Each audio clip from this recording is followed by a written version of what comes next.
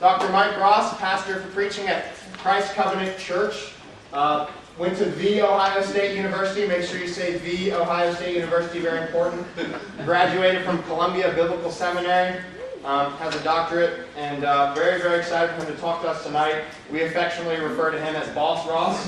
And so, very excited. Dr. Ross. Thank you. Yeah. Can you hear me? Is the microphone on? Can you hear fairly well? I was laughing. My wife is a high school math teacher. Teaches calculus and algebra and things like that. So she said, "Sweetheart, when you go over to the college, could you pick me up a used college algebra book?" She gave me a $20 bill. So this is how long we've been in college. So I went down there and I said to the lady, I said, young girl downstairs, I said, "Have you got any used college algebra books?" She said, "Well, we got a couple." I said, "Have you got any for $20 and more?" And she went like this. I said, "Well, how much are they?" Well, by the time I got done, it was $130. So I'm older than you think. The staff was teasing me today, Peter, and they were asking me at some get-together if I would play the air guitar. Well, I thought that was a brand of a guitar. I used to play guitar when I was in high school, and I said, "Oh, sure, if you get it for me, I'll play it." So, this is how old I am. How many watched the Super Bowl on the other day? That band, those old geezers you saw, I used to watch them live when they were just about 10 years older than I was. The Who. And you probably don't even know who the Who are. So, I'm older than you, but I want to talk to you about a subject that's always timely and always in discussion. Because even though I'm 60, be 61 in April, the issues that we're talking about tonight, we were talking about when I was in college as well. And it has to do with the nature and the authority of the Bible. Now, sometimes the argument's the nuance is a little different.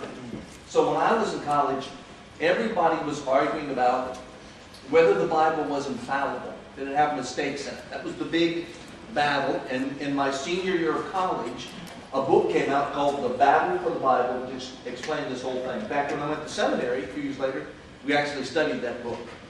Now the issue is not so much about the inerrancy of the Bible, but the reliability of it. Can the Bible be trusted to address the issues that we're faced with today? So here's the daunting task I have tonight. I have to, in the next 28 minutes, cram 2 semesters of seminary into 28, because we took 2 courses.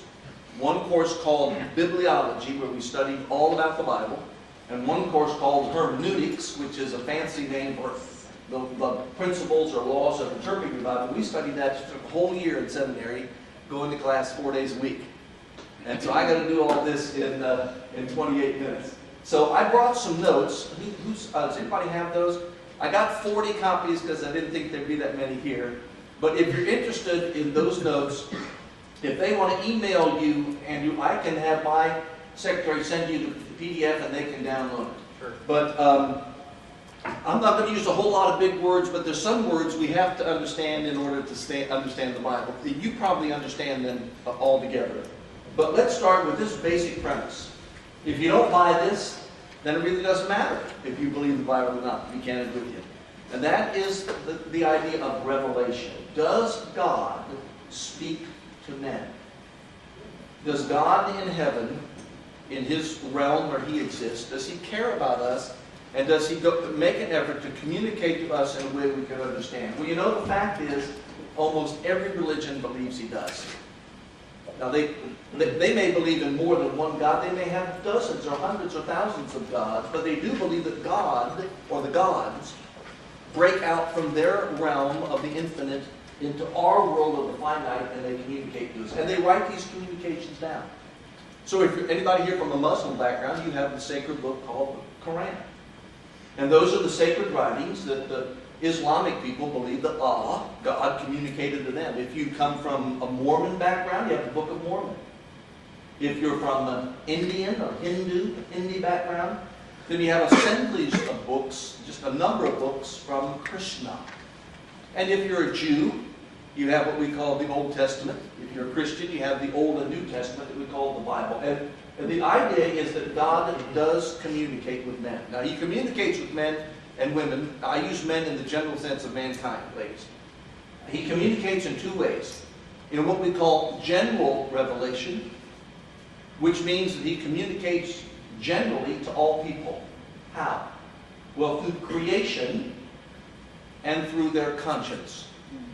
The Bible says, for example, that the heavens declare the glory of God, and the sky above proclaims His handiwork. Day to day pours out speech, and night to night reveals knowledge. Yet there is no speech, nor are there words, but their voice is heard. So what the psalmist means, what David meant when he wrote that, is when people look out into the world, and they see its beauty, they see its grandeur, they see its power like an earthquake or hurricane, they see the intricacies of some microcosm in a lab, they are driven to this conclusion that these things could not have just happened. There was some grand architect who designed it, and he was much bigger and much smarter than we are. That's all they can realize. That's all. In fact, Romans 1 says that all men know there is a God and are without excuse, because they see His invisible attributes, His divine power, and His eternal glory in all things that have been made. I'm here to tell you that if a person here in the room, or anyone else that's a friend of you, says they are an atheist, they're not telling the truth.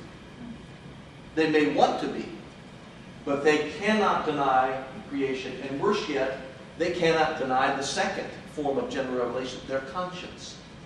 Romans chapter 2, that's a letter that Paul wrote to the Roman people, Roman Christians. In chapter 2, he says that men have written on their hearts, that is conscience, the law of God. You know what's interesting, young people? I don't care wherever you go in the world. You can find the most primitive culture out in the Amazon, and you could go to the most sophisticated city of Europe or America, and you could gather 100 people and take a survey about what they thought was right or wrong, and they would all concur with the Ten Commandments. You would never find a man anywhere in the world that said, yeah, sleep with my wife, I don't mind. He knows in his heart that adultery is wrong. He would not say, oh, just kill anybody, just don't make it a friend of mine. They know that murder is wrong. Lying and stealing is wrong. Even their view of God, even if they have other gods and false gods, they have this idea that the gods are to be honored, their names are holy, they're to be worshipped, and not to be treated with trivial disrespect. Why? Well, because God made us. And the commandment that is a reflection of His character is on our conscience. Now, we will deny that, and I'm going to tell you why we deny that. We deny that not because we're convicted that it's wrong, that it's incorrect. We just don't like what it says. It's if we acknowledge that God made the world, and that's why we like evolution, it tells us that He didn't. And if we acknowledge that God's law is His character, and since we're made in the image of God, that is in us, then when the Bible says things, and the commandments say things, and the creation says things about sexual morality, or not cheating on a test, or not being violent people, and we don't like it, we like to reject it. So let me lay this, I'm not a subtle person. Maybe that's one of the reasons they call me Boss Ross. I'm real up front. I'm not going to pretend in any nuanced way that anybody here has a genuine intellectual struggle with the Bible. You don't. You have a moral issue with it. And if you don't agree with the Ten Commandments, because you're breaking it.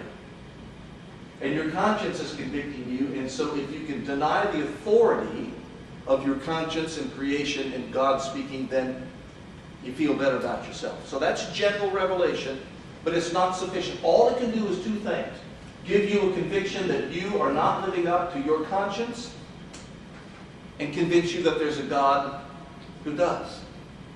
So you need some other kind of revelation, and that's called special or specific revelation, where God communicates in a form that cannot be more clear. If there are two sources of general revelation, creation and conscience, there's two sources of special revelation, Jesus Christ and the Bible. The Bible says that God spoke in many ways and in various forms in past times, but in these last days He's spoken to us in His Son. The Bible says that Jesus is the Word made flesh. So if you've ever said, you know, I just wish God would come down and become a person and talk to me,